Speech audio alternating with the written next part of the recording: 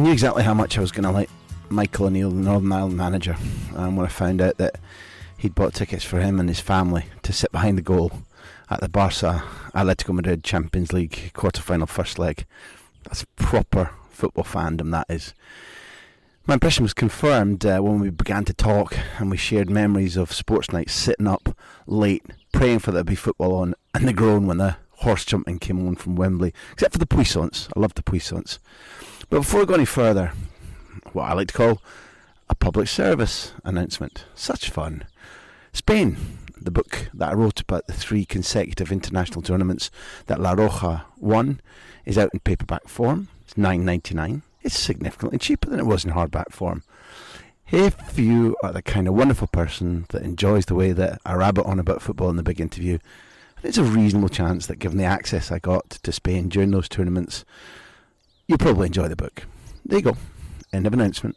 Michael sat there in Edinburgh, having happily rescheduled the interview because I'd been somewhat delayed by an airplane, and we talked about everything. The genius and also the dinosaur nature of Jim McLean.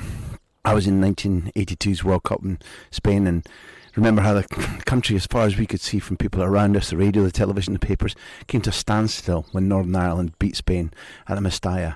Michael was at home and remembered that for a blip in the midst of the troubles, there seemed to be more unity, more peace, more community spirit than normal. 82 and 86 were the last times that Northern Ireland had played in a major tournament until Michael took over. Listen to him talking about man management, inspiration. Listen to him saying that Kyle Lafferty could have a major tournament this summer. Could even be top scorer, for example. It's in Michael's idea that he could be the breakthrough player like a Toto Scalacci. Maybe he's right, maybe he's wrong. But look at what he's done to that squad. Look at his psychology of sport. Listen to him explaining it. Listen to him talking about his view on Montevideo and Luis Suarez and the biting incidents. Snow Patrol, world title boxing, the way in which leading Northern Ireland figures rallied round him, rallied round the other boys in green. This is a bright, clever, football smart man, as passionate about the game as you and I. Well worth your time. You'll never beat those Irish either. Listen on.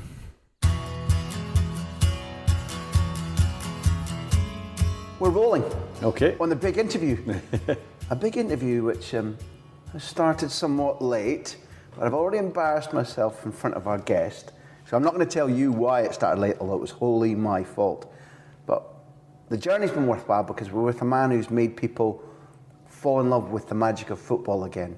He's taken his national team and rebuilt them, and Michael O'Neill, Northern Ireland, are going to the European Championships. As a proud Northern Irelander, before we talk about football, before we think about your professional achievements, what a fantastic boast to be able to say, I've taken my team back to a tournament for the first time since 1986. There must be occasional mornings in between duties where you wake up and go, hi, but not bad there. Yeah, there is moments like that, certainly there is. And, you know, you're doing the school run or you're doing something as international managers have a bit more time in their hands than club managers. And so, no, there's time to reflect on it. And at times it is, you know, I do think, how did we do it? How did we manage it? Where we had to come from to do it as well. And there's a lot of pleasure in that, obviously. And but you know, the thing for me is that, you know, was wanting to try to change it. You know, there was an acceptance probably within Northern Ireland, within the country, within the supporters, within just in general. Well, we're never really going to go to major finals again. We had our time in 82, 86, 58 was obviously, it seems like a lifetime ago. So it's nice because, you know, anyone under 40 who's a Northern Ireland fan probably has virtually very little recollection of 82 and 86, given the time frame that's passed. So the fact that now, for not only is it going to be our first tournament for all of our players, our coaches and myself, everyone associated, but also for a big portion of our fans, it's going to be their first tournament as well. But you participated in that feeling that certainly helped guide me into a lifetime of loving football. And our last interview was with Joe Jordan, and talking to Joe, it took me back to 1973 when Scotland beat Czechoslovakia, and I was shocked to rediscover the passion that it unleashed in me in remembering that night, because not unlike the fans you've been describing. As a Scotland supporter, I've grown used to not expecting us to qualify and really appreciating even the small positive changes that you can see under Gordon Strachan. But in 1982, a tournament that I went to as a fan, followed Scotland, which was a bit of an epiphany for me, particularly about living in Spain. Northern Ireland were there and did really spectacularly well in terms of how they played, the quality of footballers you had out in that 11 or even in the 13-14 that Billy Bingham could pick. Spectacular as well. Where were you? What were you doing? What do you remember of it? Because I suppose you were enjoying that joy of we're there, it's Spain, it's the World Cup, and boys in green are going to be playing. What was it like? That was amazing, actually, because when I look back at I was 11, I think, 11 or 12, yeah, and I remember the games, and I always relate it to like international football. It was so special because there wasn't the same level of football on the television, obviously. I grew up as a Liverpool fan, so I got to see Liverpool predominantly. You would get the highlights of match of the day. If you were lucky, you would get, a European match. I used to remember on a Wednesday, for example, I was allowed to stay up late on a Wednesday to watch Sports Night and the hope that there'd be a European game. And sometimes you got like greyhound race, now you got show jumping, poissons. I always remember that, and the disappointment. The poissons? Yeah. Oh, man, you're taking me right back now. The disappointment in that, it was actually a hammer blow to recover from that and get up for school the next day. But yeah, it was magical to watch football in those situations because, my dad, we weren't really in a position as a family to go across and watch Liverpool or do anything. I never saw Liverpool play live as a kid or anything like that there. Now, kids, there's EasyJet, there's, everyone can get anywhere, very, very accessible, and it's a lot more affordable from that point of view. Sometimes the football, getting into the grounds maybe not as affordable, but getting there is. And so I think that, it was a magical thing when the World Cup, the fact that Northern Ireland were in it. The first World Cup I had recollection of, you talk obviously of 74 and was 78. I remember being allowed to stay up late and watch the games from Argentina, the fantastic Dutch team, the Argentine team, the Brazilian team. It was phenomenal just to see that. And again, I was totally engrossed with international football and football at that point in time. So when the next World Cup comes around 4 years later and suddenly Northern Ireland are taking part in it, it's an extraordinary feeling as a kid to experience that. And the games, the atmosphere, just the whole thing, the fact that Northern Ireland were there, and it was amazing to watch right through, to watch all the games, as you say, the quality of the play, to just the build-up. I remember the squad being announced, and Norman Whiteside was in the squad, and this young Manchester United player, and aged 17, 16, 17-ish? I think Norman was about 16 maybe when he was. Yeah, I think he was under 17 when he played. I'm nearly sure he maybe was just over, but to see him play and think at the time, well, he's only 5 or 6 years older than me, and as a kid you dream of playing. You think, I want to play in the World Cup, I want to play for Northern Ireland, and here's the lad that 5 years older than you is suddenly doing that, and on the biggest stage of them all. It was staggering, that team, I just remember it so well, the quality of their play, as you say. The iconic images have never gone away, and as I say, we've got a chance now, hopefully, to create some new ones. What was it like at home? Did everything come to a stop? Was it noisy? I asked that because having followed Scotland got knocked out. Wholly, I'm sorry to mention, Alan Hansen's fault for bumping into Willie Miller. But we then went on, and Spain played Northern Ireland, and the whole of Spain, it was my first time there, everybody just expected to trounce them at the Mestalla. And Northern Ireland beat them well, and beat them with 10 men. Yeah, I think it's funny, when you look back, particularly at that game, that's always the iconic game of the tournament. But I remember watching the game and Jerry scoring and putting us ahead, and we were kind of, I think the build up into the game was very much like, the lads have done great, but they're going to be coming home. We've got how they played on the night, and it was great at the time because Northern Ireland, obviously at that time in the 82, it had a lot of issues, it had a lot of problems, well documented. Obviously the troubles were, at the height of things, if you could put it like that. But it seemed as if everything just stopped, as you say, and the whole focus of the country was on Northern Ireland playing it. It didn't matter, religion didn't matter, nothing seemed to matter at that point in time, other than the fact that Northern Ireland were playing Spain in the World Cup, and it was just a magical game. I remember, I subsequently went to play. I played with quite a number of that 82 team who were still playing when I I came into the squad in '88, so there was a number still playing. I look back and John McClellan, Mal Donachie, Dee McCreary, still playing, Norman obviously as well. Maybe 5, 6 people in the squad that were maybe on the bench as well that were still playing when I came in. And that game sticks out in the memory because, as you're right, when Mal gets sent off, I remember just sitting as a kid in front of the TV, like just barely able to watch. Can we hang on? Can we win the game? Pat and goals, like just performing miracles, and some of the most unorthodox saves ever, I think, from a goalkeeper as well. But it's a special time, and the fact is that when you don't go to a tournament the way Northern Ireland haven't done, 82, if you think about it, it was 24 years since '58, so it's almost like a similar scenario to what we face now, or what we're in now, and when you have that, the legacy of the tournament lasts so long. That picture of Jerry Armstrong goal, I was in the press room in the new National Stadium in Belfast, and it's on the wall, Jerry, head down, knee over the ball, and it'll be there 50 years from now, I think, and that's hopefully, as I say, the special moments that we hope to create in this campaign. You got a special football man in your staff right now, in Jimmy Nick. Mm-hmm. Now Jimmy played there. And presumably had to work harder because of Mal's red card.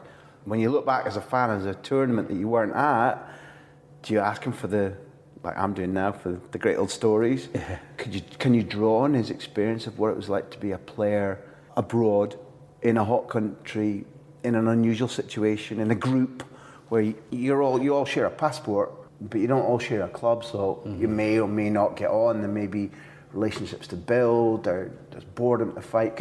One, does he tell you the old stories? 2, can you draw as an experience about how to manage this summer, or elements of how to manage this summer as a group?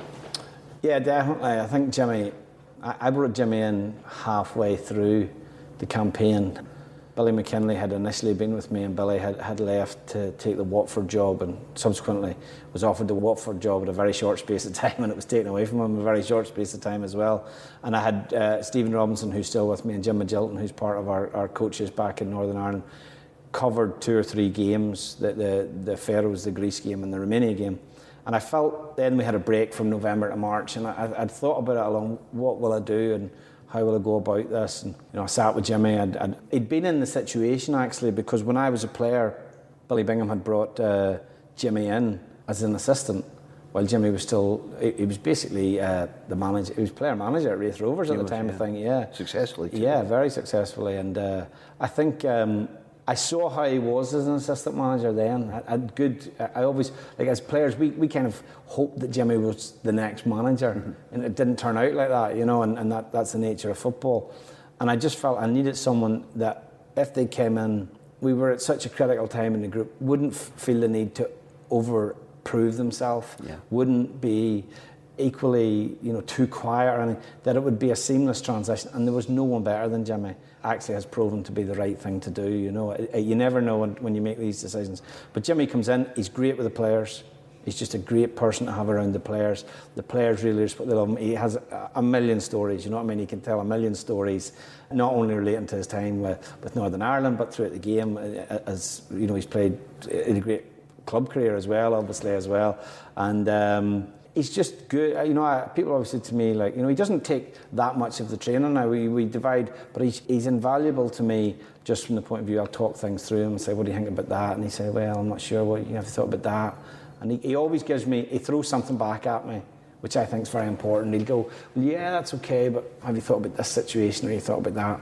And that's invaluable to me, because like Stephen Robinson's a very good coach, but he doesn't have that experience in the dugout that Jimmy has. Jimmy has. Listen, I wouldn't even hazard a guess at how many games he's been in the dugout for.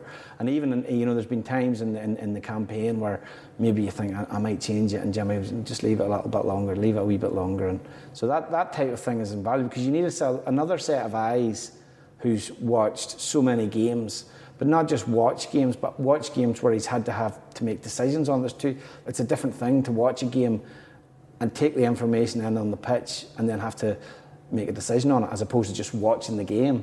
And Jimmy has that, he has that experience in abundance. But he'll be invaluable to us, because I think he's a great man. My biggest fear in this tournament and going forward is, as a group, we've never been together. for this length of time. The fact of being in France and everything, I think, is less of an issue because the players are so well travelled now with their clubs. If you go back to 82 and 86, it probably wasn't the case as much. Now they're so well travelled that the fact of being abroad, I think that won't be the issue. But the key is we have never been together as a squad for this length of time. Never, we've not. So typically a double header for us is 9-10 days max. Now we're going to be together for a minimum of about 35 days with 1 or 2 days off in between, where we've tried to give them little breaks leading into the tournament. And that's the challenge. And I think that Jimmy will really be worth his weight in gold in that situation. Well, one of the things we try to do, Michael, in the big interviews is attempt to explain to people the machinations, the workings of that situation. Mm-hmm. Now, I think I might understand, but I've never been in either yours or Jimmy's position before. Just explain why it might be a challenge to have a group of talented professionals together at a tournament for a long space of time. What are the list of things that you're looking to diminish or watch out for or take advantage of? Well, I think the biggest thing for us in terms of our success today and I think continuing to be successful is, spirit is massive for us. We won't have the best squad of players at the tournament. The players know that. They've openly said that themselves. But what we have and what has got us to this point is we've built a really strong spirit within the group.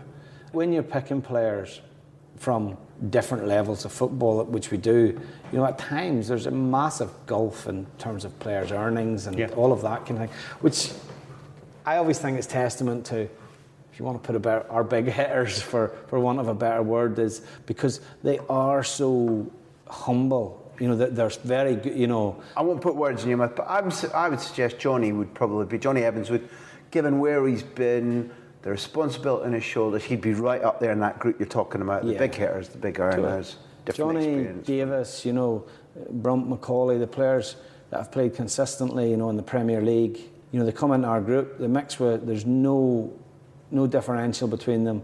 They're good pals. You see the likes of, Josh McGuinness, for example, who's playing here in the SPL. We know that money in the SPL is not, it's not abundant at this minute in time. He's a big part of our group, and he mixes well. And you see it in terms of how they are about the hotel, what they do as a group, what they do when they do things together. There's no, differential in terms of any types of clique in our group. And I was surprised. It was actually Craig Cathcart rooms with Shane Ferguson. And they're two polar opposites in terms of, Craig's, first of all, they're both different religions, which isn't an issue. But, they come from... There might have been a time when it might have been. Their backgrounds are totally different, I would say, come from. And yet, him and Fergie would have been the most unlikely room combination that I would have thought. And yet, they got on great. They got on like a house on fire. And those are the things that I think in this squad I've seen better than in the early days. Not that it was bad in the early days, but it never got to the level that it's got to now.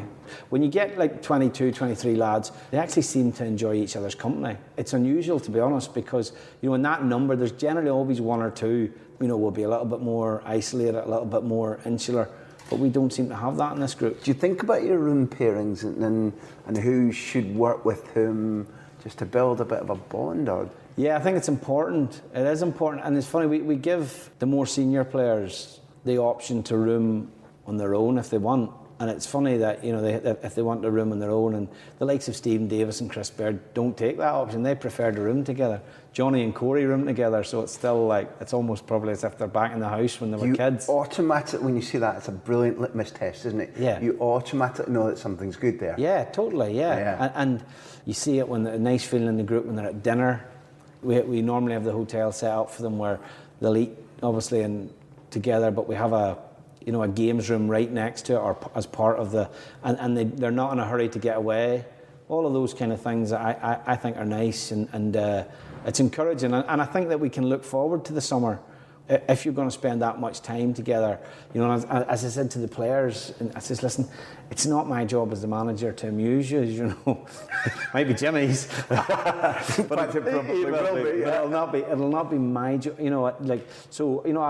I'm constantly was speaking to Stephen, listen, you have to make sure that, you know, we don't let that become a factor in this, that the time we spend together, that this is a memorable experience. Because you hear... Fantastic. Yeah, you hear players coming away, oh, it was the worst. I couldn't wait to get home, you know, I don't want it to be like that. I want every player that comes away to say, it was fabulous to be part of that tournament. You know, I felt so involved. It was a great experience for me. I only got 10 minutes on the pitch, or I didn't get any minutes on the pitch, but it's something that they'll bring with them for the rest of their career. And as I said, like, you know, I've said since qualification, the tournament should be the next phase of us. Like, we want to come here again. We don't want to be 30 years, a generation. You know, we want this to be the first step of a continued challenge to qualify, which we haven't done enough. I've got very little to input to somebody who's proved to be a fantastic man manager, group manager, philosopher and psychologist. But when you give the keys to the room out on the first day in France in the hotel, be very careful that one of the players doesn't necessarily get the biggest room. And that's not because of egos. But in 2008, when Spain, the eventual winners, got to their hotel, for some fluke, Joan Capdevila, Villarreal left back, who'd play all the way through that tournament and the next tournament, and superb and underrated, got a very big room, and it became the social centre, and it was very happy until at night when he was left on his own, and he thought there was a ghost. And he couldn't sleep in it until he called Santi Cazorla to move back in with him. And he was taunted the whole tournament about this ghost. He was absolutely convinced that there was a ghost in his room. So I'm not actually advocating exorcisms. Right. But just be careful who gets the big, sort of spooky, scary room. Yeah, okay. That's the only thing I've got to input on that. That idea about if they approach it and have it as a memorable experience, you reckon that one, that would augment the existing team spirit, and people would be pulling for each other and working hard in training, even if, because you've spoken really well about knowing that certain players in a 22, 23 man group probably aren't going to get game time. Yeah. But it's imperative that every working day, every working session, they're pushing the players who are going to play. So therefore, there needs to be a sort of unity, and nobody on the training pitch in France is saying, well, you know, I'm just in an hour I'm going to be on the beach or out in the lounge just catching a tan because there's nothing else for me. They want to push your starting guys into top form. Yeah, I think so. It's very important. You know, we do a lot of tactical work. We've become a good team without the ball. That was always on pro. You know, we had to become a good team without the ball. We have to recognise that, you know, if we go and play against teams with better players, bigger nations, that we may not have as much of the ball as what we would like. When you do that type of work and training, it's not always the most enjoyable type of work. It's difficult work for players at times, and you have to make sure that the length of time that you do it for is nailed down, because I think if you overdo it, you lose the message. So, and the repetition of it is very important as well. So repeating it, you know, without them going, oh, we're doing this again, that type of thing. But it only works if the players as a group buy into it. That's what we've had, and to be fair, Stephen Davis, after we qualified in Finland, or we qualified after we got the point in game 10 in Finland, you know, I'd said to Stephen, maybe you should say something after the game. I just said, listen, maybe you should say something. So the president had come in, Jim Shaw had come in and spoke to the players. A magnificent achievement, first time Northern have ever won a qualification group. And then Stephen spoke, and he thanked the players who hadn't played so much. Brilliant. And it was more powerful coming from him than me. Do you know what I mean? It's far more powerful, and you know that, because he acknowledged the fact that it doesn't work. You know, when we do tactical stuff, when we do 10v10, when we try and do this, it does not work unless they embrace it. Yeah. And sometimes it's difficult, that work, because you're going to lads and you're asking them to do something. You play them out of position, for example. I mean, Josh is a great example, Josh McGuinness, because there was one game where I said, Josh, I'm going to need you to play centre half, and the other team, and he just went, that's no problem. Brilliant. You know, he did, as opposed to thinking, well, I'm not going to get in the team at centre half, so, you know, what's the point of me doing this and that type of thing.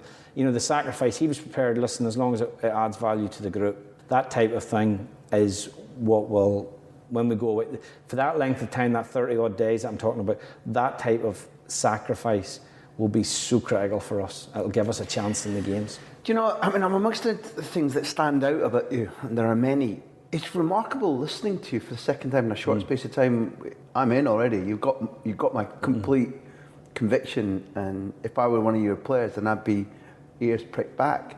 Genuinely speak as if you've been at 2 or 3 long tournaments yourself as a player.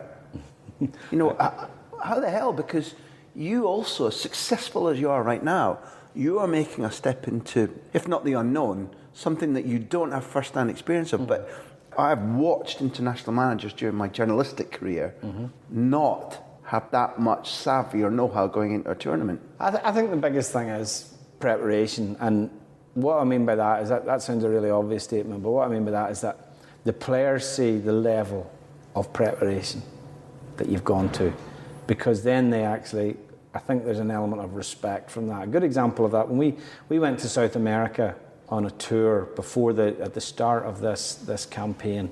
It was just before the 2014 World Cup. It was a tour that had been offered to a few countries. I don't think we were the first choice, let's just say. And I think people going, I don't fancy that tour. But we took it, and it was a game against Uruguay and Chile. Like anything, there's a bit of negotiation with the association and different. We had players that didn't want to go at that stage of the season. And I was a bit disappointed with that, but I had to accept it. That's the end of it. I don't have enough players where I can say, well, if you don't go, you're never going to be picked again, for example. I don't have that luxury or that, I suppose, hold over the players. And the reasons were genuine in most of the cases, so we got on with it. But the players who went came back and said it was one of the best tours they'd ever been on. I went out with just myself and David Curry, the team liaison, prior to that. And we did like a whirlwind 4-day tour of South America, flying into Montevideo, making sure the hotel was right, making sure the training facility was right, flying to Chile, doing the same thing, looking at different. I left nothing to chance because I thought, if I take these guys away and this is a disaster, it's going to be such a negative going into the first game of the Euros. And I think the players saw the level of preparation that I'd gone to and responded because of that. It was interesting. We had 6 business class seats on the plane. And we gave them the 6 most experienced players. We gave them, to Davis, to Baird, the players, Aaron Hughes, and we did it on caps.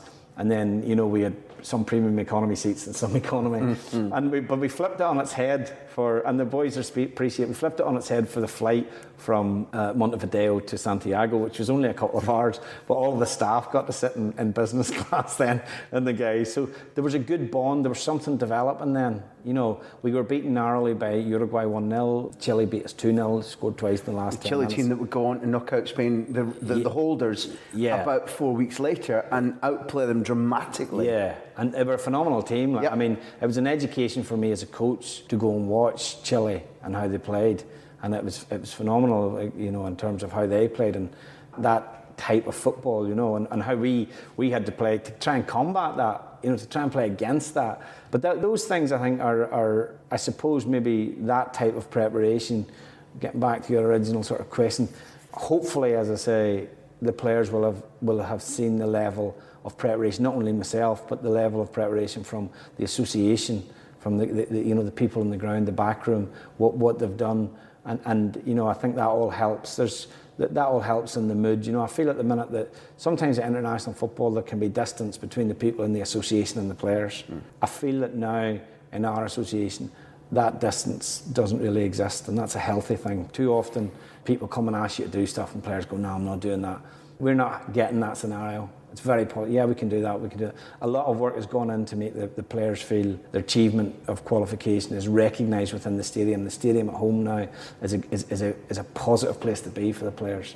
Too often and too long it wasn't that. And as I say, whilst I don't have the experience of being in a tournament, I think what we have done will hopefully stand us in good stead. One of the things I've learned talking to footballers over the years is that very nearly the most powerful medicine is when their leader, whether it's a coach or a manager, says, if you do this, if you follow me, if you follow my instructions, this will happen. And then when it does, as a leader, you then have to work quite hard to lose them because they're in. Yeah. Now, I think you've done that time and time again, because I don't want to tell your stories, but it's infamous that you said to them, look at the group you didn't qualify from, take the 2 winning teams out. Yeah. Could you work through that group? Yes.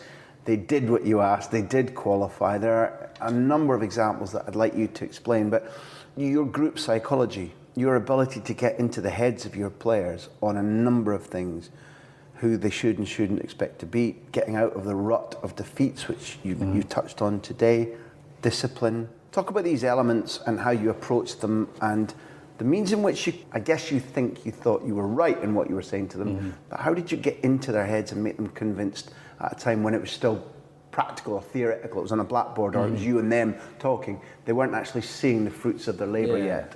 I had when I went back to the first campaign, and it was, pretty nailed on that I was going to continue in the job, despite that it had been a real challenge. I was trying to find positives. It's easy. It was trying to find, I suppose, messages to the players to say, look, this is what we're going to have to do, and this is what we're going to have to do different, or we will get what we got in the last campaign.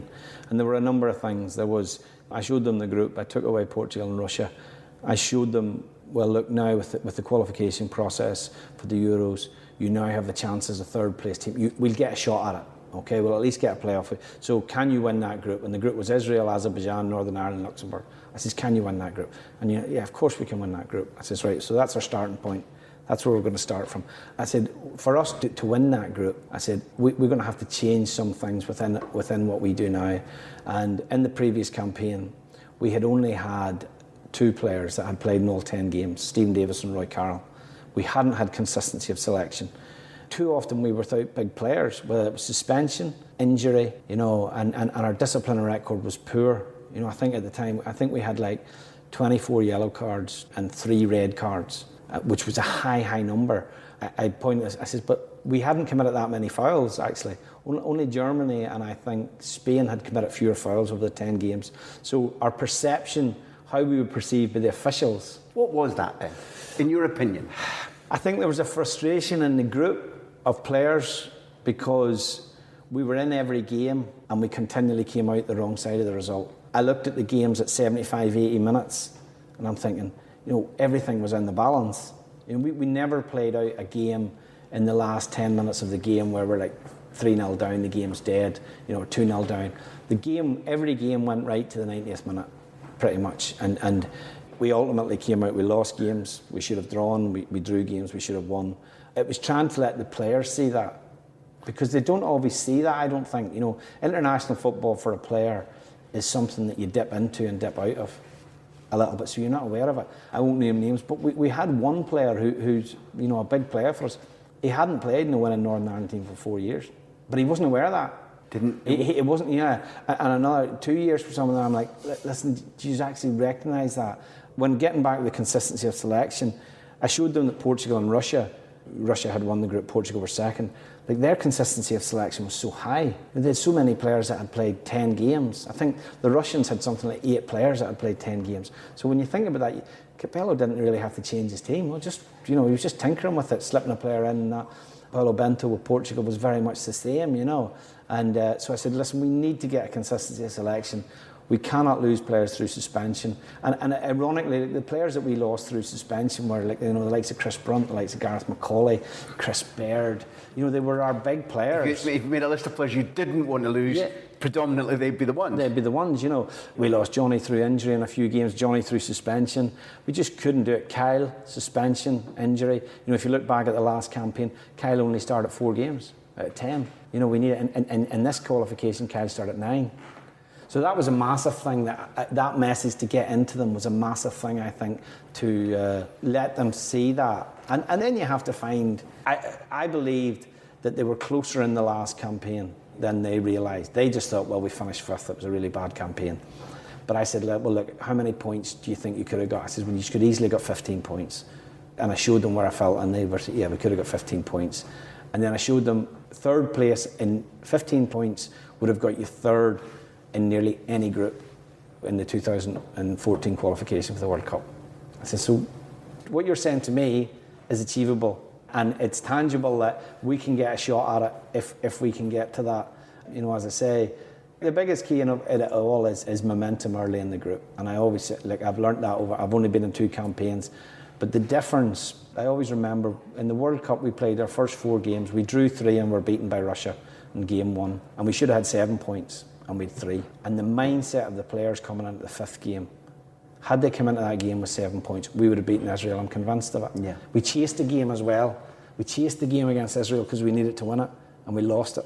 We wouldn't have maybe had to do that. Yep. Maybe we wouldn't have had to do it. And suddenly, with every point and with every win, it just builds that momentum all the time. It just builds that belief. Can I pick, because this is fascinating for somebody who loves the game, Can I pick first of all the disciplinary thing? So you identified a trend, and you asked them to correct it, which they did. But let's look at it, because there's a link straight back to Mal Donaghy, because I'm not crystal clear, but I think he committed the type of tackle that you're talking about, that he probably shouldn't have got himself sent off that day. Yeah. And as a Scot, I can remember a dozen campaigns where we've had a player sent off again, or booked and suspended when it wasn't necessary. And it will tend to happen to Wales and England too. Now, it's not unique to our culture, but I've always felt that we, number one, are pretty bellicose as a culture, and pretty warrior-like. And two, one thing I'm absolutely sure about, we spoke to Damien Duff a couple of issues ago of the big interview, and he talked about being absolutely at ease with the dark arts. Because Mourinho had said to him, you have to do this, you have to do that, and he said, I'll never cheat, but the dark arts are now absolutely interwoven in being a leading professional. If you have the chance to do X or Y, you do it. Now, he's a fabulous footballer, fabulous person too, yet he embraces those dark. It takes us a long time to either learn how to play a referee, how to avoid a booking. Is that the type of thing you're talking about that we don't do well? And what should we be doing as footballers who are maybe not elite? Yeah, I think it is. I think, as well as, for a lot of our players who come from maybe Championship, League One, and then they go into the international stage, it's a big jump. It's a big jump to handle in the referee as well, I think. That's a phrase that I'm talking about. Yeah, and how they do that. If I look back at that first campaign, I say we got the fewest number of free kicks of any team in Europe, and I'm thinking, is that because we don't have that level of possession? But when I look through the stats, I think Liechtenstein had over 100 free kicks, and they barely have the ball, for example. So it showed a level of maybe we just weren't shrewd enough in how we played, and in terms of gave ourselves opportunities. And this campaign we've been hugely effective from set pieces, really effective. But if you don't get free kicks, and you're not going to get the opportunity to exploit that. And I don't know what the exact stats are on the free kicks this year, but certainly, there were just little things that I also think it helped. Like I sort of said that these were hard done by in the last campaign. I sort of turned it to them and give them a bit of sympathy. And I said, well, look, he's hardly got a free kick, and every free kick he got was punished by the yellow card or almost like a red card. So take that, but we have to learn from it as well. We have to change the referee's perception to us as well. We have to manage the referee better. And in this campaign, we didn't get a suspension until game 9. Then we got 3. Which game, or until after game 8, sorry, yeah. So the turnaround was massive, Now, there's no doubt that the third card helps the smaller countries as well. I think that's a good thing, what UEFA introduced, because the nature of the game now, like for example, Gareth McCauley in the previous campaign had been booked in the first and second game, so he misses the third game. So you're in game 3, and one of your big players is missing. I think Chris Brunt was the same. Him and Gareth were both booked in the first 2 games. So suddenly you're in a situation where 2 of your Premier League players aren't available, and you're only into the third game of the tournament. So the third card, I think, is certainly a bit of it's a godsend to the smaller nations and the smaller squads. But I think it's something that we've done well in this campaign. Maybe it's useful now to put a microscope on individual player psychology, because maybe you'll tell me that I haven't got the right one, but the one that stands out to me is Kyle Lafferty. I'm sure is definitely an individually charming lad, but as a person or as a footballer, he's often shown rough edges in how he might celebrate or how he might even appear, irrespective of what he's actually like. Yeah. And it looks like he's the player that you've most crafted and moulded to a different way of behaviour, different attitude, and his importance. I mean, I can only say it's Healy-esque, which is a big compliment. Yeah, of course. What's happened between you? Kyle, first of all, I always look at lads and go, if I was in the dressing room, would I be mates with him? Do you know what I mean? Would you? And Kyle is a lad you would be friends with, because he's a good lad. You know what I mean? Yes, he's done some stupid things, but it's not through malice; it's through naivety, I would say, more than anything else. And which of us? Yeah, but putting my hand up. Yeah, which of us haven't? we're all guilty of that. Of course we are. But I think that with Kyle, he was at a stage where I think he needed to look at his career, and maybe it took. And I remember we brought him on in the Portugal game at home, and we'd beaten Russia, and Martin Patterson had scored the goal, and Kyle had been suspended for that game. Or no, he'd been injured. Sorry, he'd been injured for that game. And so I'd left him on the bench, and I think he was a bit hurt that I'd left him on the bench. But he came on, he wanted to make an impact, and he got sent off very quickly. He made a challenge that, in hindsight, having looked back at it, it was one of those challenges which looked a lot worse than it actually was. One where someone's clearing the ball. Portuguese player was clever. He made it look as if Kyle had been really late. He hadn't really made that much contact with him, if any contact, but it was a straight red card. So we came in the next morning. We were playing again. We were leaving to go and play in Luxembourg a day or so later, and he apologised, and obviously he was suspended then for the Luxembourg game. And I had his career ready for him, because I felt there's going to come at some point. We're going to have to address this at some point. And I said, look at your career. I said, for me, you haven't played enough league games.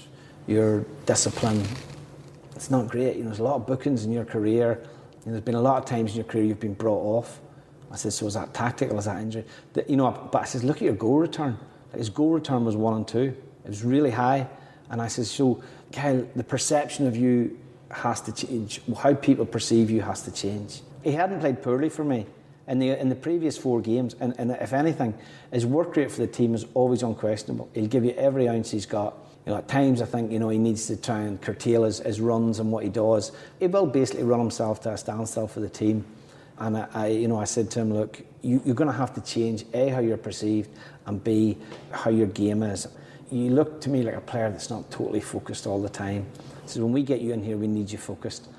And the first game, he came really back in again after the suspension, and Kyle didn't go to South America, for example, and he came in for the Hungary game. We brought him back in, and day one sat him down, things and stuff. And he had other things in his life that were going on that were maybe negative for him, or not the easiest things to deal with.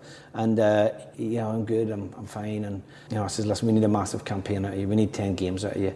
And the first day I felt he wasn't focused, so I brought him back in again. I said, listen, Kyle, this is what I'm talking about. He says, and he was like, you could see he was I think he was a bit hurt that I'd pulled him in again. He says, I don't have to be here. And I says, no, you don't. I says, you genuinely don't have to be here.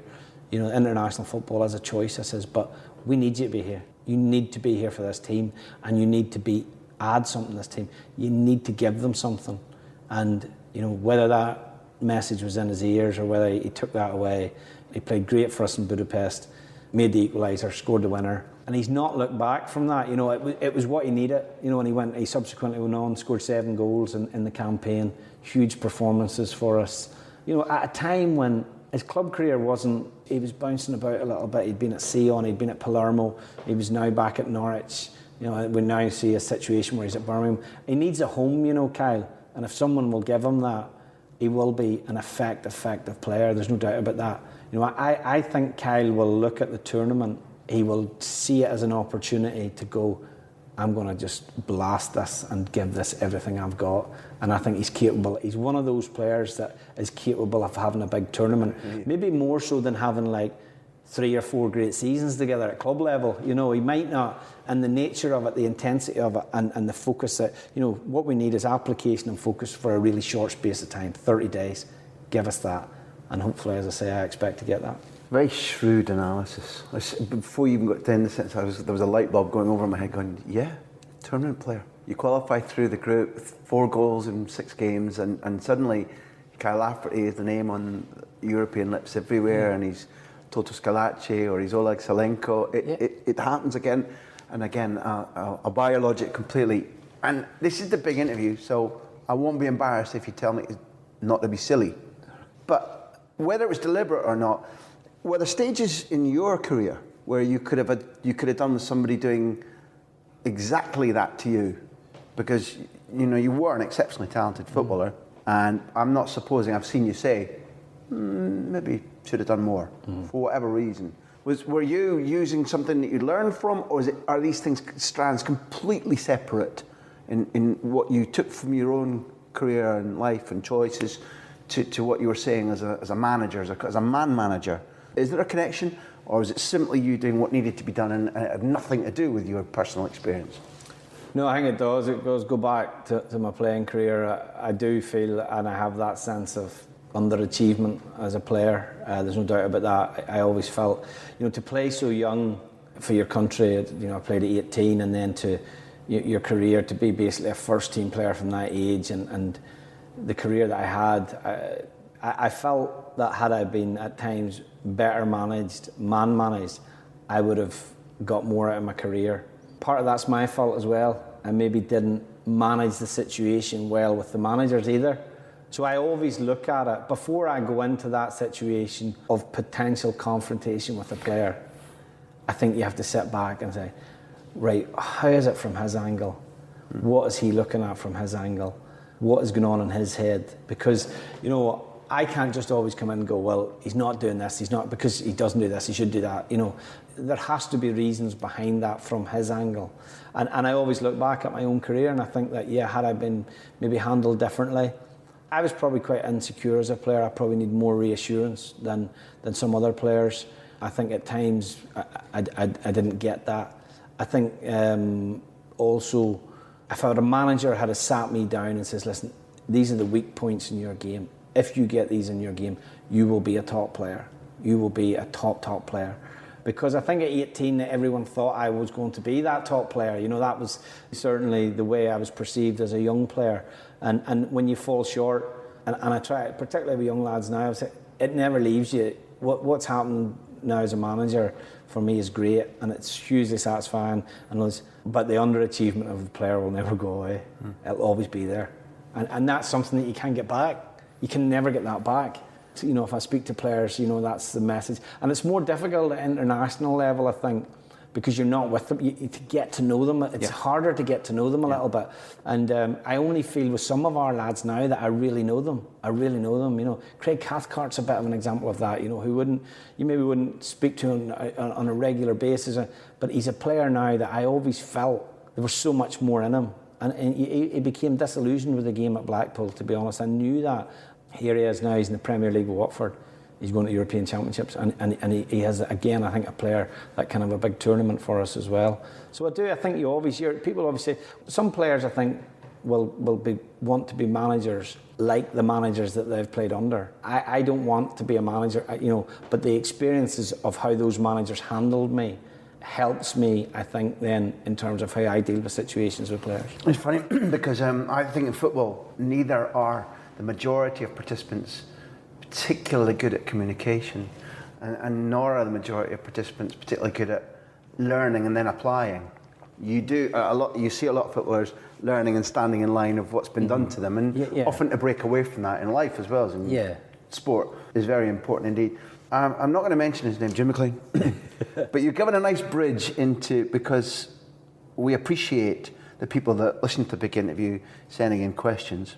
And Frankie Connolly from Donegal has said, Michael used to play with my brother Paddy Connolly at Dundee United. I've always found him to be one of the funniest, most engaging and genuine guys I've ever met in football. And I don't think he means his own brother.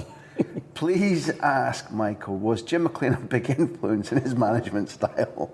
And who was the most influential manager he ever played under? There's a nice compliment for the big interview after that, but we won't read it out because I'm not that much of a pluff. Jim McLean. I remember Walter Smith saying to me one day, "Don't get Jim angry," and Fergie saying the same. I remember Stuart Baxter, who managed Finland and South Africa, and it was at Dundee United a little while before he went south, and he said that Jim literally scared the shit out of him and was a violent, raging maniac. And he formed part of the new firm, broke the old firm, took Dundee United within inches, I think they were cheated, of the European Cup final against Liverpool. And you and he had ups and downs. Frankie's question. Paddy Connolly, Jim McLean. Paddy was a teammate of mine at Dundee United and still a very good friend of mine, actually. One of my best friends in football, to be fair. And I think there was a common bond between a lot of the younger players at Dundee United because of the environment that we were in. You know, it was a very harsh environment. It was not harsh in terms of the day-to-day of being a professional footballer, of course, that's not harsh. But in terms of, you know, the level of criticism, you know, and you know, how you were treated at times when you were out of the team was so harsh at times, and you felt so, you never got a valid reason, you know what I mean? You could just be cast aside. Sometimes you were cast aside for months You know, it was, you know, you were totally. I was cast aside for about 7 months at Dundee United, where I barely played a game over a contract dispute. You know, I was in the last year of my contract, just totally cast aside. And Jim McLean, you know, he goes back to the era of the great Scottish Steen, obviously. You know, like Jim McLean was our Jock Steen's assistant, I think, in the '82 World Cup with him. Isn't that correct? I think. Yeah. So, I mean, that showed the regard that Jock Steen had for Jim McLean. And Jim McLean was a genius in many ways. He was ahead of his time. You know, he always looked at every angle to trying to make things better. You know what I mean? Like when you look back, like sports science, strength conditioning, psychology. We were exposed to all of those things at Dundee United. All of them. We trained hard. We were given. You know, we were constantly from above. You know, you don't do enough. You don't do enough. You are too privileged. You're constantly that. You were hit with that constantly. You know what I mean? You need to do more. And in many ways it was right. The only problem was the delivery of the message was always so harsh, and how it was delivered to you is that you probably, if it had been delivered with a little bit more softer touch to it, a little bit more empathy with you, you know, I know you're going through a tough time here, but we can get you. It was always done in such a harsh way that, you know, players tended to drift away from it. From a club point of view, like Jim, I mean, basically as a manager, you couldn't have, he created the perfect situation. You know, he had long-term contracts for players. The players who played in the team got the most money. So he had always got that stranglehold. Like there was no one at Dundee United strolling about on big wages, not contributing, like what you get in the modern game now. And he put that all together. You know, he gave himself such a amount of control at the club that through the contractual situation, obviously the board situation, all of those kind of things, that basically it was his club. It was his club. And so how he managed the players, he was answerable to no one really in relation to that. You know, it wasn't as if you were in a situation and say, well, I think I've been harshly treated here by the manager, I might, you know, speak to the board or whatever. That didn't exist. You just were like, you were harshly treated, get on with it. But there was a lot, I've taken an awful lot out of my time at Dundee United, an awful lot, because I felt that there was so much good in it. And it's just a shame that there was the element of bad in it. And again, we underachieved at Dundee United for the group of players that we had. We never won anything in those 4 years. Yes, we were always in the top 3 or 4 of the league. A few semi-finals, one cup final, Motherwell beat us. I think with a little bit more of a softer side to it, he was close to building a really top-class football environment there, you know, a really, which I think, and maybe what happened was, again, the generations of players always change. Like we talk about it now, you know, what kids are like now to what we were like as kids. But us as kids then, we were different from Hegarty, Neri, and those players that had been Sturrock, that had been fantastically successful, Bannon for Dundee United. So we were slightly different. So we were maybe less tolerant of that environment than they were at that time. But they had great success as a team, as you touched on there. And possibly, as I say, the difference between, you know, Jim McLean and Ferguson, obviously were at loggerheads, and, you know, Dundee United, Aberdeen, the new firm. But Ferguson was able to change with the game. And Jim McLean, I think, would never have been able to change with the game. And how, when I say change with the game, change with how players were in the game rather than the game changing tactically or anything like that there, but change with how players were and how he adapted to that. And I think he knew that, and that was why he never left Dundee United. One of the guests we had, a great friend of ours, Darren Fletcher, on the big interview, talked about precisely that when he was going through the worst experience of his life, when illness was threatening to rob him, not simply of his playing career, but the quality of his future life. Yeah. And Alex Ferguson instantly treated him like a human being, not like one of his players, not like an employee, not like a failing resource, as Shankly famously did with anybody who's out of the team because of illness or injury. They just didn't exist at Liverpool. Yeah. Which distances Alex Ferguson again, and over the years, the stereotype that you're alluding to about that he had equally the same capacity to instill fear or to criticise or be demanding as Jim McLean, that hairdryer stereotype, that for years before his retirement, that didn't characterise how he would interact with players, the right phraseology that he would use, like you did with Carl, the degree to which you could understand what might be going on in a player's head. That's a fantastic skill, and I think it's why we're here with you today, simply because you haven't just made your team more effective and more successful, but you've clearly got under the skin of your players. There's one more question to deal with, which is from Warren Heyman. It was a complete surprise to me. Sturm Graz in Austria. What was the story with them and you? It's funny how things work in football, and the timing of things is crucial. But when I was in the last year of my contract at Hibs, I was keen to leave. I wanted to get back to England. The Premier League was starting, or it had been 3 or 4 years in, or I wanted a new experience or something. And it was the first year of Bosman. Bosman came in at Easter, and it changed Hibs' kind of view of the whole contract negotiation. Suddenly they're going, we might lose him now for nothing, because I think it wasn't previously. Mark McGee had been at Leicester, and he had bid quite a substantial amount of money for me to take me south again, and Hibs had knocked it back.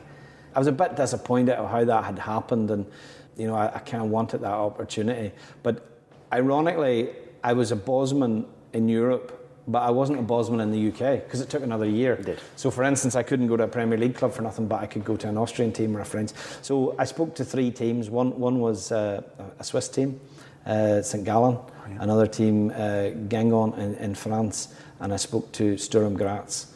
And the Sturm Graz one was the one that really appealed, because they were an ambitious club. They had a good financial model. It had come off the back of, we had played Austria in the last European qualification game in Belfast, and I had scored 2 on the night, and the game actually knocked Austria out of the chance to go to the Euros in '96. So they had remembered that game, and but it broke down at the last minute, because the coach was a Yugoslavian, and he had a Yugoslavian player that he wanted.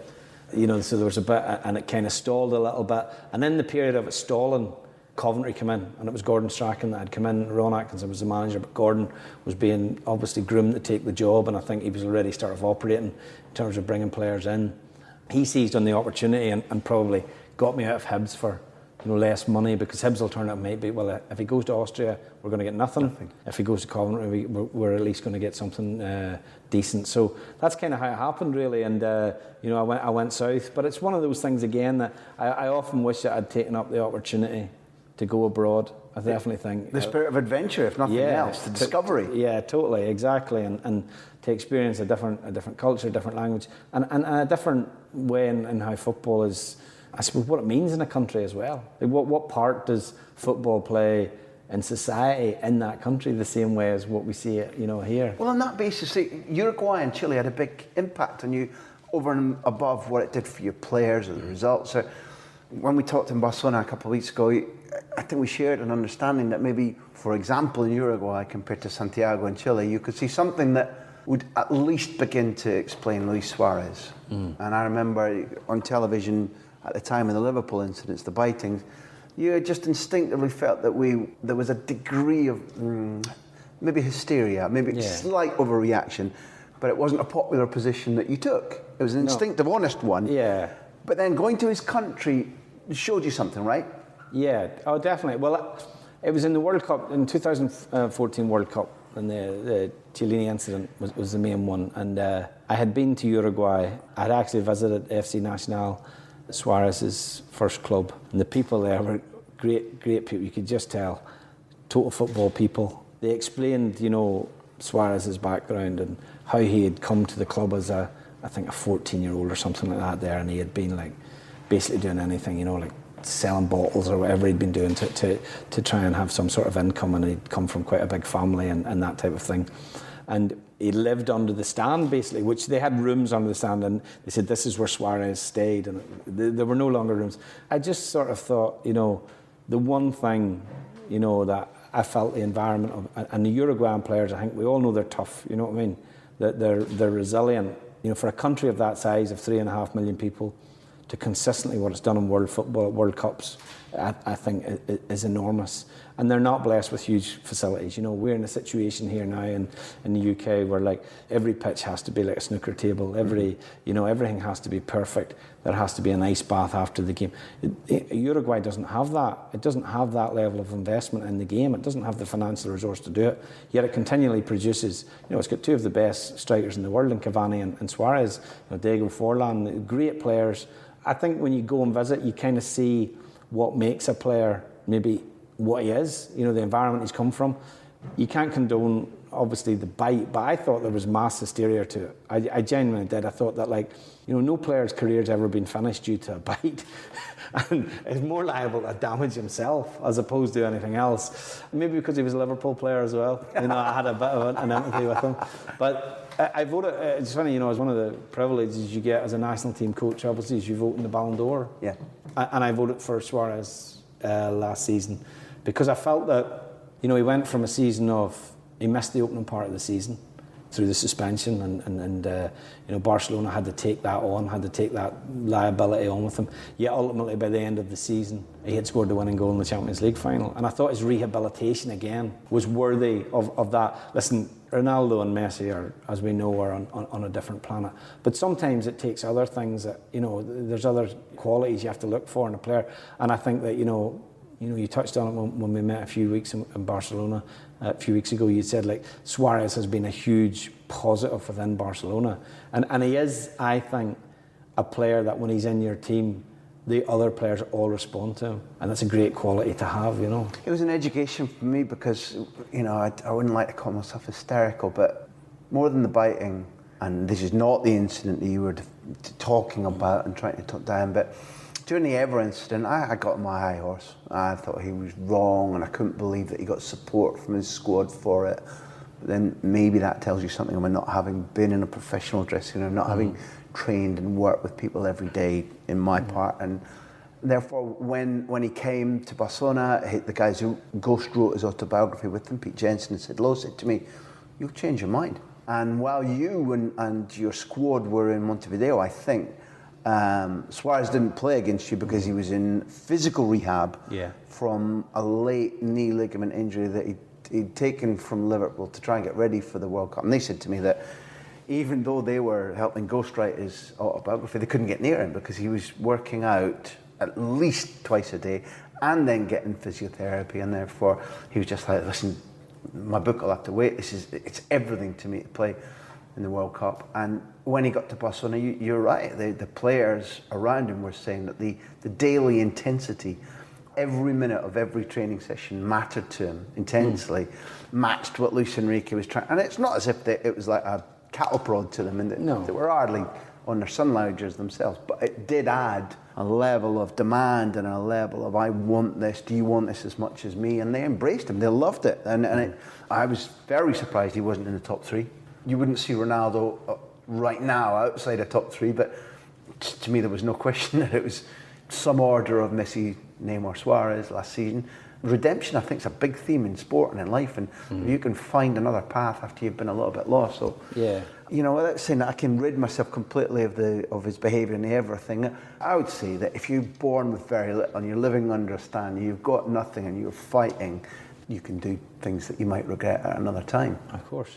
A different character, but a man who was good to you when he initially went to, we've talked about, and Damien Duff again talked a lot about being a kid abroad from Ireland at Blackburn Rovers and suffering and wanting to go home, and Kenny Douglas saying to Tim Sherwood, go and rescue that guy, go and make sure that he stays, and talk to his parents and say, would I be right to think that one of the guys that when you got to Newcastle aged 17, 18, pretty much straight out of school, that Gaza was very positive to be around for you as an individual, not just a great player to watch? He terrified me, first of all, because I'd come from school, but Darren Jackson was there at the time as well, and Darren had come down from Scotland. He was 2 or 3 years older, and Darren was 3 years older than me, and Gaza was, so 21, there was about 3 years between me and Darren, about just over 2 and a bit between myself and Paul, and they were tight.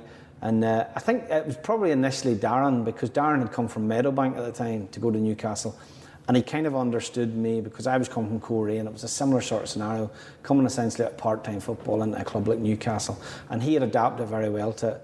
You know, him and Paul, they included me straight away. That was the biggest thing. You know, at times, you know, I would have been the brunt of the humour. There's a price. And maybe at the time I wasn't, you know, I could never, maybe at times didn't always get my head around that, but that inclusiveness for a footballer is huge, I think. It's a huge thing to find that you are part of it, that you're included, that you're not sitting there thinking, oh, I'm dreading going to the dressing room this morning, or I'm dreading, you know, what's, you know, how I am perceived in the group, or am I part of the group? And probably, you know, not long after I went to Newcastle, we had a free weekend for some reason, and we were taken away to Benidorm, and we did a bit of training and stuff. And it was a big thing. That week was huge for me, because I had never even been away as a kid. I'd never been on like a boys' holiday or something. So going away at that age with men, as I perceived them, that was terrifying as well. Full of risk. Yeah, and how. But again, it was a huge thing for me. And Paul had a way where he was very demanding, right? And he could fly off the handle in training, or he could give you a mouthful on the pitch. And I remember in my debut, I made my debut against Charlton. The chemistry between me and him on the pitch wasn't great at that time. He was looking to play little things around the corner, and I was running in behind, and it was kind of making him look bad, I suppose, in a way. And he was, you know, giving me a lot of verbals during the game, and I pretty much just took it. And maybe once or twice I would have chipped back. But when we came in on the Monday, and I hadn't seen it, he came in the Monday and he says, I'm sorry. He says, I shouldn't have done that. He says, I've been thinking about it all weekend. You came in, you were involved in setting up the equaliser. He says, just when you go on that pitch, take the ball. He says, make sure you take the ball. And, you know, no one can ever accuse Paul of never taking the ball on the pitch. You know, the responsibility he took on the pitch, the opposite. It was totally the opposite. And it stuck with me, really. It always did stick with me in my mind to say, well, actually, I want it to be that type of player. I want it to be able to take that responsibility that he took. But it meant a lot that he would come to me that day and say, listen, I'm sorry. And our relationship probably then grew from that. And I hadn't seen him for years, and it was funny. We were at Tottenham in the Europa League when I was at Shamrock Rovers, and just by coincidence he was at the game, and he had waited for me after the game, and it was really nice to see him again, you know. He thought you could play. That was the thing. I think, yeah. I mean, in those days, initially, even though, I mean, he was a fabulous footballer even then, but I suppose he was still making his way, and it's not as if he had bags of experience, but he saw a player and told you so, and I think you had 13 or 14, 12 or 13 goals in only 22 games at Newcastle, out of a decent side at that stage, and to be told that you could play, yeah, I mean, by a fella like that. Oh, totally. When you're a young player like that, you know, when you get that level of, I suppose, it's like approval, really, isn't it? You know what I mean? It's like it's a level of approval that, you know, you respond to that, and you know, it gave me confidence and belief, and I had a great first season. And maybe Paul leaving was the wrong thing for me, because I think then the expectation on me was greater than the next season. The team wasn't as strong equally. You know, we tried to replace him. It was a little bit like a modern day, I suppose, Suarez situation when he left Liverpool, where they tried to compensate for you can't replace the one player, so you bring in 4 or 5 players. That's what we did at Newcastle, and it didn't work. You know, and we subsequently were relegated. But probably, you know, him staying and being in the team would have helped me certainly in the second season as well. What has been I'm thinking about personalities here, what's been the idea about occasionally bringing Carl Frampton and Gary Lightbody into squad groups? I just think that I wanted the players to... There's always a risk to these things, you know what I mean? You always think as a manager, like, if this goes flat here, it's, you know what I mean, it's not going to look particularly good. And Carl came in, and he knew 1 or 2 of the lads anyway, but the great thing for me was the response of the players to him. The players were like, there's Frampton, you know what I mean? It was a big thing. They were all getting their pictures taken, all of that kind of thing, you know, those types of little things. He was the same. Like, he was like, can you get Steve? He had a shirt. He says, can you get Stephen to sign that shirt? So I was like, yeah, we'll get Steve, no problem. We watched the fight together. We all sat around the TV. We watched his fight, and then they did a Q&A. We did a Q&A with him, and I think it's very important for them to understand what sacrifices he had made to get to where he was, and I think it means more when it's someone from Northern Ireland, you know, as opposed to bringing in someone else. These are the sacrifices that... He's your own. He's you. Yeah, he's you, and this is what he's got to. And, you know, I think the players... And it was good for him, because he was actually subsequently, I didn't realise this, but on Football Focus, they had like a celebrity interviewer. And he was the interviewer on the it was a bit of an icebreaker for him with the boys as well, and it was good. And you know, when you saw it, I think when he in his last fight in Manchester, like there was loads of lads there, and it's just a good thing, you know. The Gary Lightbody one was good because he's a huge Northern Ireland Snow fan. Patrol. Yeah, Snow Let's Patrol. say for anybody who doesn't know. Doesn't know. Talented man. I'm not a huge music fan, but we got him and we says, listen, we have to get him to sing. Yeah. We weren't sure whether he would sing on his own. I didn't know whether he could sing acoustically, or whether, you know, you've always seen him with the band. But he came in and he did a wee bit. We put him in the warm up, and then he did a bit of crossing and finishing towards the end with the lads. And he doesn't look like a footballer, to be fair, but he made his day. It was the Northern Ireland manager who said that, not me. And he was just a really good lad. Just again, so you go, and the reaction of the players to him. He sang for us. The lads were all videoing it on their phones, and I just think it's nice to sort of. He says, guys, you have no idea what it will mean if we can qualify. And when people like that say it resonates so much more, I think, as well. You know, so between now and the summer, we've one or two that we're hoping. We're hoping we can get Rory in, obviously. Yeah. Rory McIlroy. Fanatical United man, I think, isn't he? Yeah, and so it's a tough ask for a Liverpool man. Yeah, it is. But we'll overlook that. But yeah, he was at the Greece game, for example, and I know he thought the experience was fantastic. The atmosphere in the stadium that night was brilliant, and so one or two others. You know what I mean? I'd love to get AP McCoy in, for example, just because the level of sacrifice that these guys go to. It's important, you know. Sometimes, you know, I always think, and maybe that goes back to the Jim McLean situation, because McLean used to have these meetings, and you'd go away from the meetings always questioning yourself, I'm not doing enough. He always had that. So, you know, whether, you know, you sit in front of an AP McCoy or Rory McIlroy, they tell you their story, you ask them questions, you know, a Carl Frampton.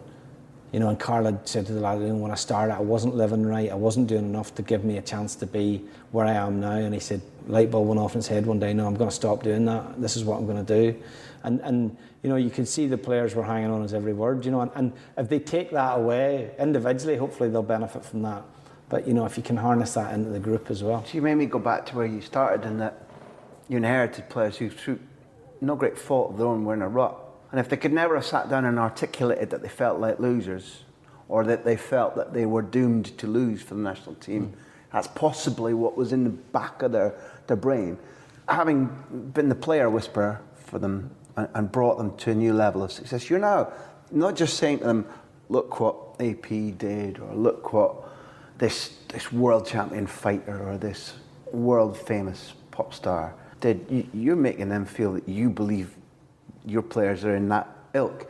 Subliminally, they're going, the manager thinks we can be like them. We're like and like. We're in company. Yeah. It's a really strong message for a guy who's maybe trying to use Northern Ireland and his appearances there to punch his way out of Division 1 or out of the Championship to the Premier League. You're showing your own players something very powerful there about what you think of them. I think. I think so. I mean, I've just always looked at any type of things as, will it be a positive? And even sometimes more so, if it's not going to be a positive, will it be a negative? You know, and it's obviously nothing that I ever would. So the risk in doing it and captivating and getting the players isn't that high. And you know, it's funny, I was at a dinner recently in London, and I spoke to Paul McGinley. I said, like, I'd seen the programme, and I'd love what he'd done with the Ryder Cup team and how, and he said, you know, he talked about some of the things that he'd done, and he says, you have to get into their heart before you get into their head. And it's so true, really. It's so true that we had to give the players back the passion to play for Northern Ireland again. They had to find, well, not that we had to give it, they had to find it again is a better way. I don't have that power to give it to them, but they had to find it again. That's something that would give me as much pleasure out of qualification as anything, is that we now have a group of players, and hopefully a group of players to come, and because of what this group of players have done, that, you know, it feeds down through the generations of players that have a huge passion, that want to play for Northern Ireland, you know, and that's, as I say, for me, that's the biggest positive of the lot. We're finishing 3 themes. The first is an easy one, because I know we both agree on the subject. Johnny Evans should be playing Champions League football. 100% respected Tony Pulis from West Brom, and I hope they excel for as long as they're together. But until West Brom is playing Champions League football, my personal opinion is that Johnny Evans probably should be using West Brom as a place to find a bigger club, because he is. I think he's deeply undervalued, underrated as a defender, as an individual footballer, as an athlete, as a leader, and somebody who can give things to a group beyond what he does with the ball. Are you of the same opinion? Yeah, certainly.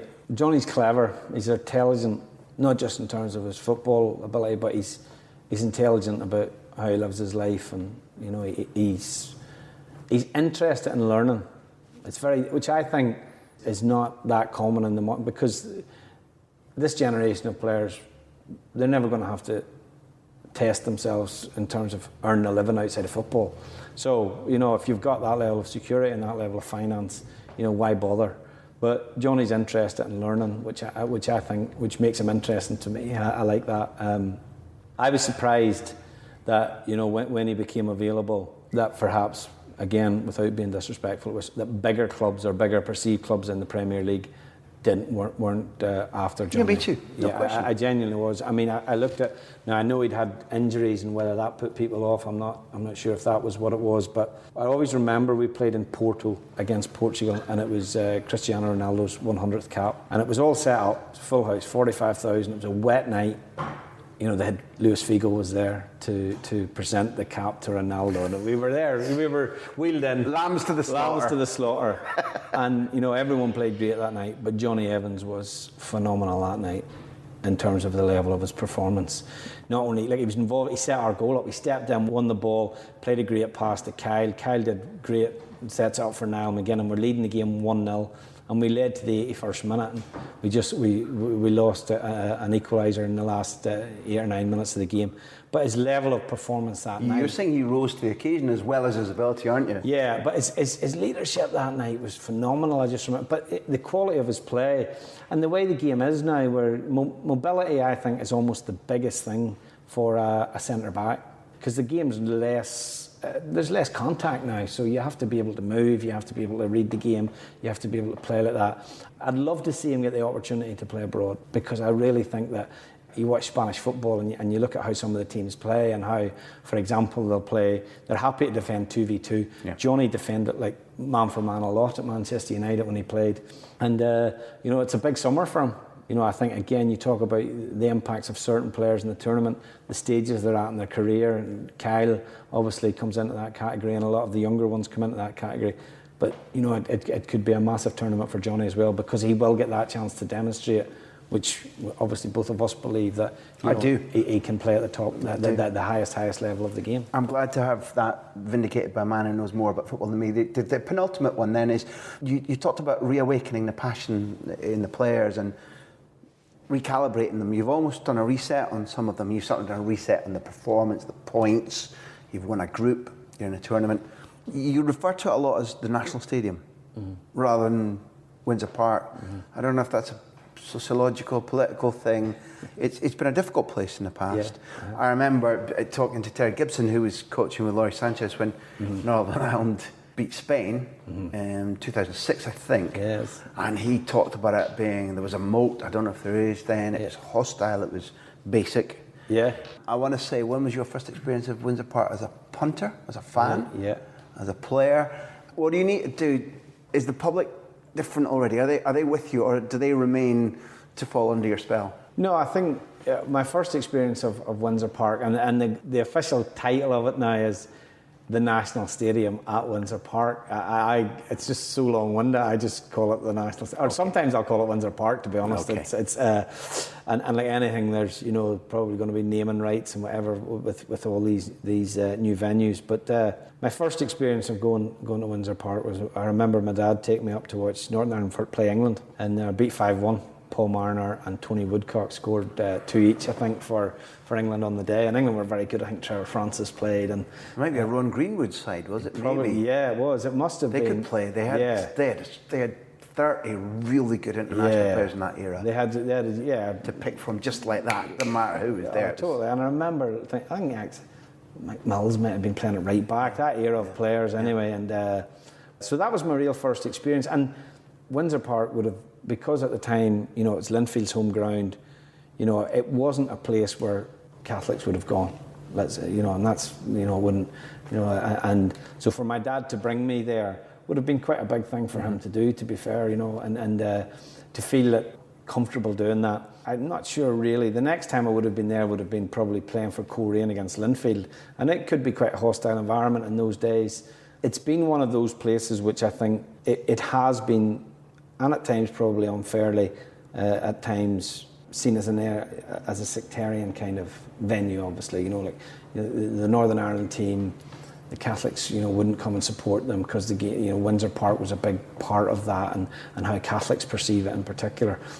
My hope is that I don't believe that so many barriers have been broken down. You know, the IFA have done a magnificent job of that. You know, the atmosphere in the stadium is so positive. I think that we have a team certainly that represents both sides of the community. And I don't feel that we've never not had that, to be fair. Even when I played, we always had that, to be fair. Although I did play, you know, at times I remember Anton Rogan getting abuse because he was a Celtic player. Yeah.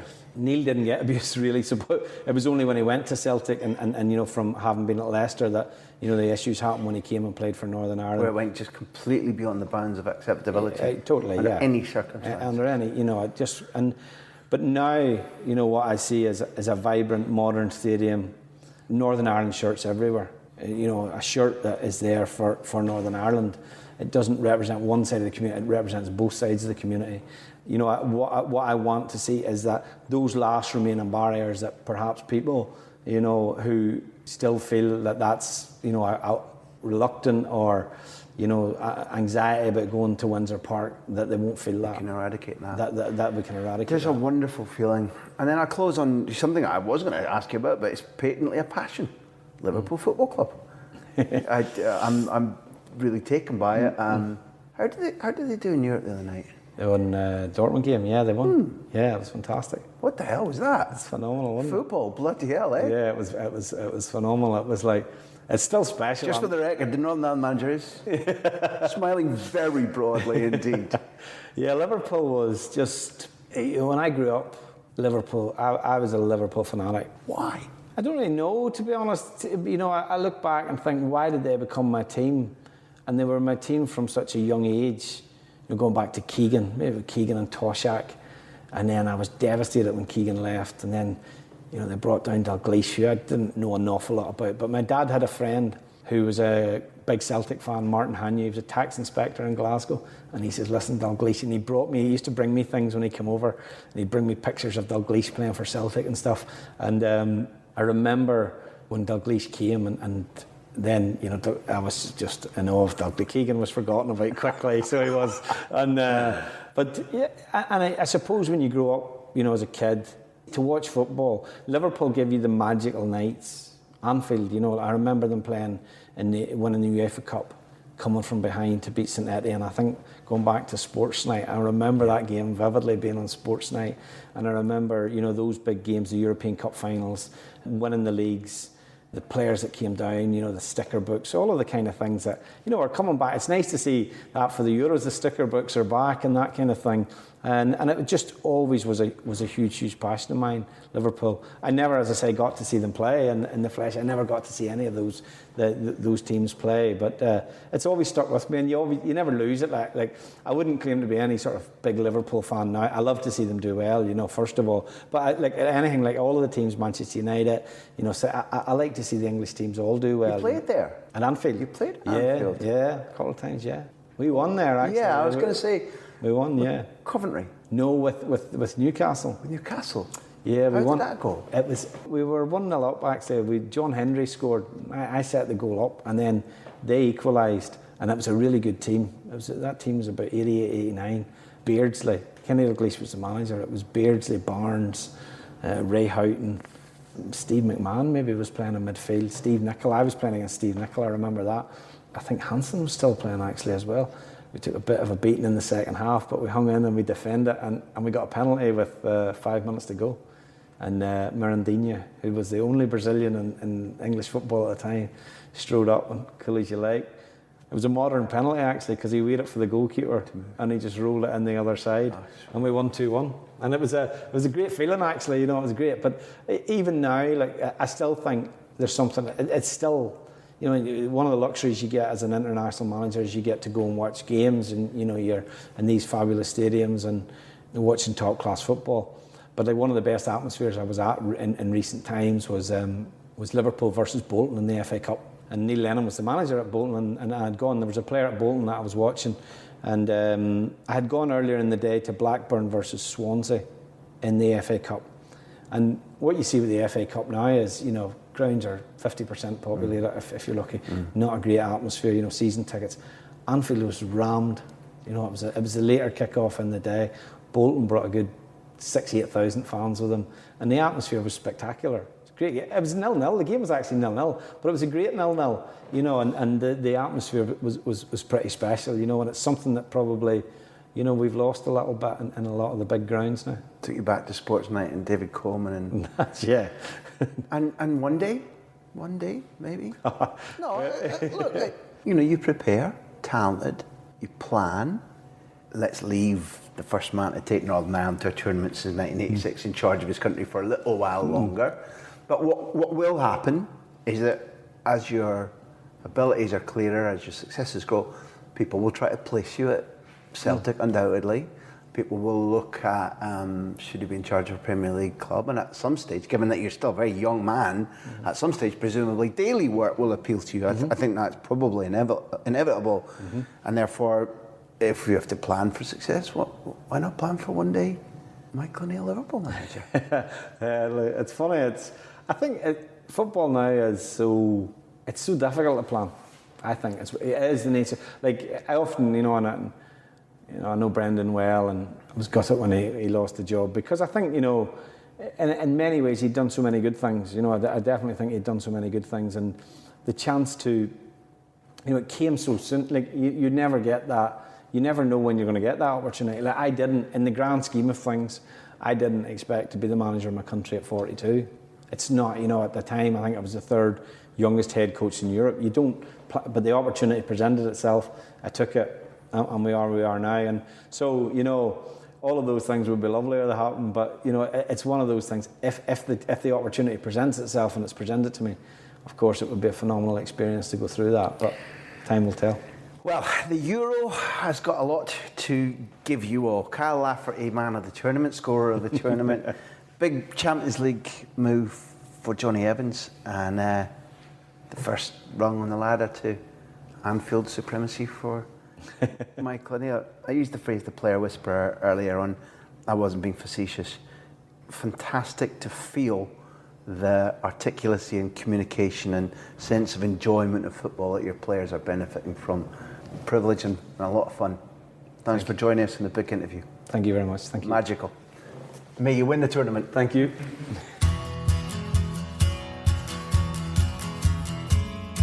This is recorded before the European Championships. Northern Ireland have a tough group, so who knows how it goes. But if you've listened to all that and you don't agree with me, that Northern Ireland's major task now is persuading Michael O'Neill to stay when the really big clubs come and offer him day-to-day involvement with footballers, day-to-day wrestling with the type of sports psychology problems and motivation that he's so evidently brilliant at, then you've been listening to a different podcast. For the moment, the big interview is produced by Backpage and me, Graham Hunter, and also edited by the splendid Alex Adey at Audioboom.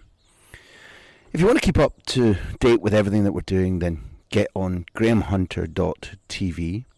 There's a little box for your email address. Get on our mailing list. We'll keep you up to date with everything. Sign up. You'll get our newsletter, which includes the chance to put all your questions to our guests. Whenever I don't forget to do it, we will do it.